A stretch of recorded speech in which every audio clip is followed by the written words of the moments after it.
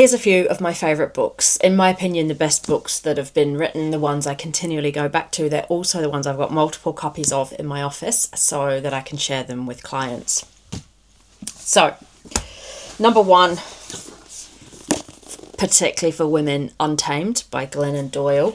So if you're a people pleaser, if you're always pressured with the shoulds rather than the things that you want and trying to figure out why, this is a really good book to read. So many women read this book and have an aha moment, particularly if your life depends upon things that everybody else wants and you feel like you're last on your own list. This one, Quiet by Susan Cain.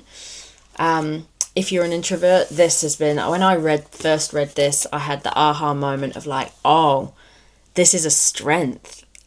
It's not that there's something wrong with me.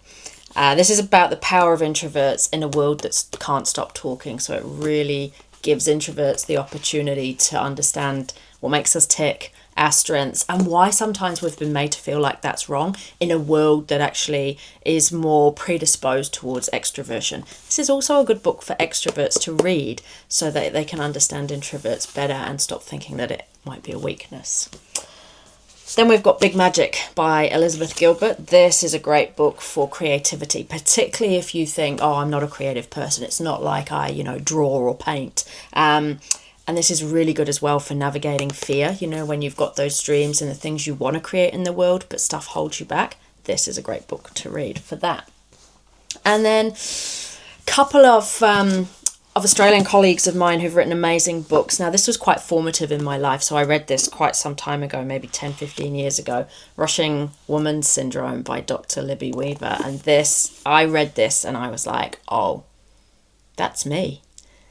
And this was when I was back in the corporate world and I had so much health-wise of what she talks about in this book. This really started the sort of aha moments of, this isn't right and there's another way to be. So Rushing Woman Syndrome, still as relevant now as it was then. So if you're a rushing woman, that's a really good book to read. And then Bronnie Ware, Top 5 Regrets of the Dying.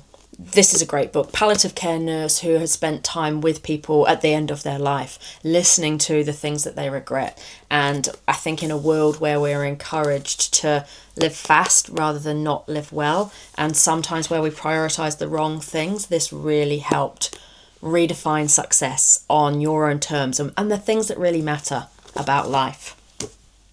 And then we've got this one, Wintering, really good for the winter season. Talks about the kind of inward turning seasonality of winter, but also the winter periods of our life, particularly relevant for those struggling with burnout. The power of rest and retreat in difficult times, and how winter is a natural season, both externally in our environment, but internally in our lives as well. Really good book to read.